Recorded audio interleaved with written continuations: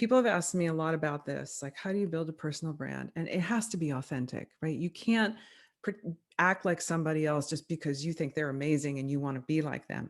You have to be true to yourself. And if you are, you won't fake it. And here's how you do it.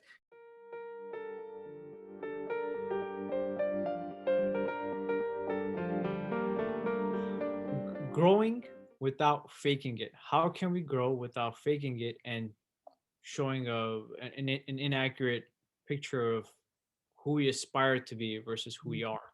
Yeah. I think everybody's heard, or maybe you guys have heard about building a personal brand and how can you grow? Like, I think going through the exercise of creating a personal brand can be very helpful in this, in avoiding being fake. Um, Before I get into that really quickly, I would suggest as a takeaway that today everybody think about, like, when was the last time you faked it? Like, what did you do? Did you lie on your resume? Did you like whatever, whatever it was? And why did you do that? Were you insecure? Were you afraid? Did you feel like you didn't measure up?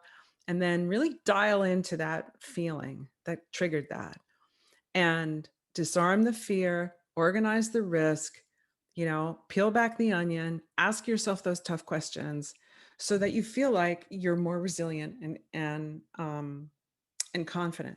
But getting back to the personal brand exercise, people have asked me a lot about this, like, how do you build a personal brand? And it has to be authentic, right? You can't act like somebody else just because you think they're amazing and you want to be like them.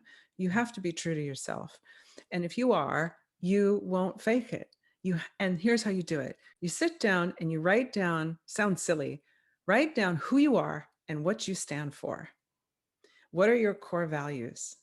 And pull it apart, right? If one of your core values is, um, you know, quality or empathy, how are you empathetic in your everyday life, at home with your family, your kids? And how are you empathetic at work with your coworkers, with your customers? And when were you not empathetic? When did you blow that? When, if you had a do-over, like what would you do over? And then start to like actually practice these behaviors and these processes in your personal and your professional life. And you'll catch yourself, be like, wow, I just did that and I wasn't being empathetic in that situation. I'm just making this up, so go with me here. But if you do that enough, right, it becomes your style. It becomes what people know you for. It's how you plan. It's how you deal with problems. It's what people come to you for. And they trust that. So once they trust it, you can't blow it. You can't be inconsistent, right? Because what do we know? A brand is the connection that a person has with a product or a company. It's just like with you. It has to be a consistent experience. So once you build it, you have to protect it and keep it.